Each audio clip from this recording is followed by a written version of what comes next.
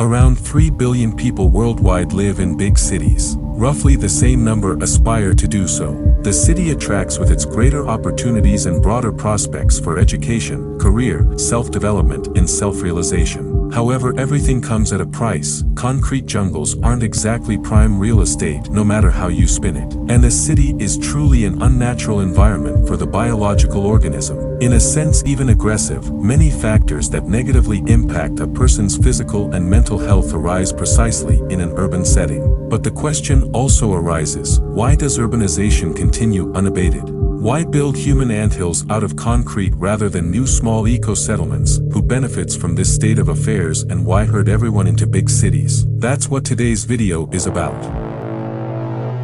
So to start, let's look at the main aspects of human habitation in a big city, then smoothly transition to the motives behind worldwide urbanization. Ask any small-town resident visiting a big city for the first time about their impressions, and you'll almost certainly hear that the metropolis is very noisy, very crowded and massive, to the point that the heaviness is felt almost physically. Noise, overpopulation, moral oppression are the big city's prime afflictions.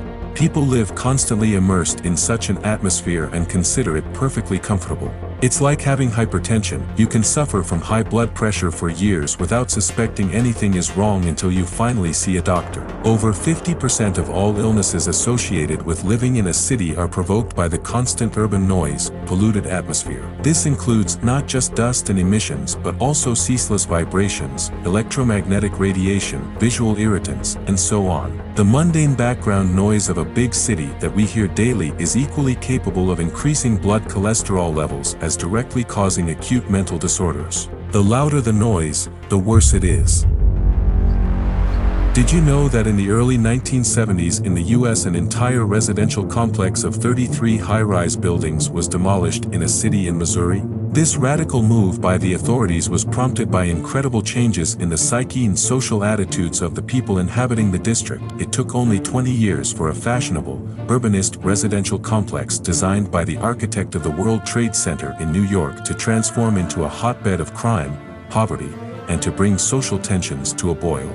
In modern times, science has proven the negative impact of uniform, faceless architecture on a person's emotional and physical condition, but what are the consequences for people's health of living in a big city? This is difficult to answer, as official bodies are in no hurry to publicize shocking data. For some, all these chemicals cause no significant harm, while for others they undermine health. Urban landscapes have their own beauty. It's not the same pristine natural splendor of nature. It is an entirely different urban elegance that creates picturesque, shimmering concrete mountains and canyons.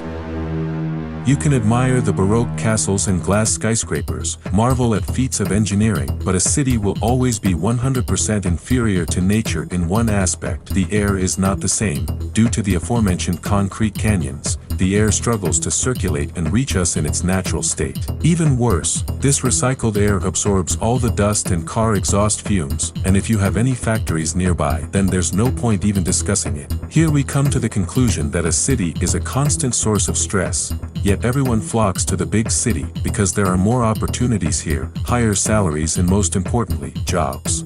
So who benefits from relocating people from more or less green areas to big cities? What is the rationale behind rampant urbanization when cities today have almost nowhere left to build? Yet these projects aren't frozen but instead continue being implemented rather than developed territories where not only would people be more comfortable living, but agriculture could also be practiced, which doesn't happen. And this is worldwide.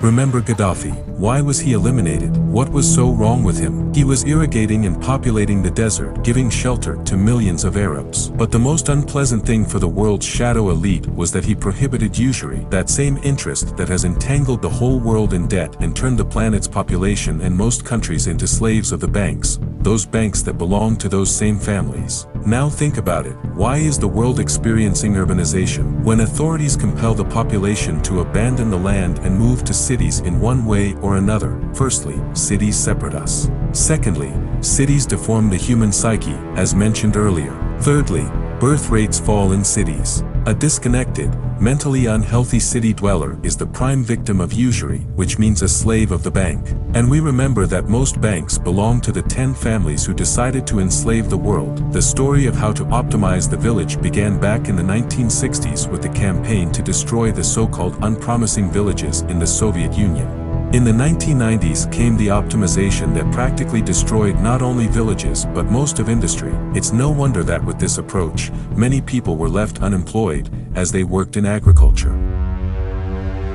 An interesting situation has developed worldwide, where tens of millions of hectares of agricultural land have been abandoned that could and should be restored. Otherwise, when they are completely overgrown with forest, it will be extremely difficult and expensive to return them to cultivation. Why isn't this being done? Firstly, a city is not just a concrete agglomeration but an entire system that a person who has lived in it their whole life cannot exist without, because out in the wilderness, they are forced to provide their own food, be master of their own life and experience minimal pressure from the ruling class, while in the city they are completely subordinate to the system, forced to live by certain rules. And most importantly, if needed, all these people can simply be locked in the city. Also in the city, a person is under constant surveillance of thousands or even hundreds of thousands of cameras being installed everywhere. And it seems this trend will continue.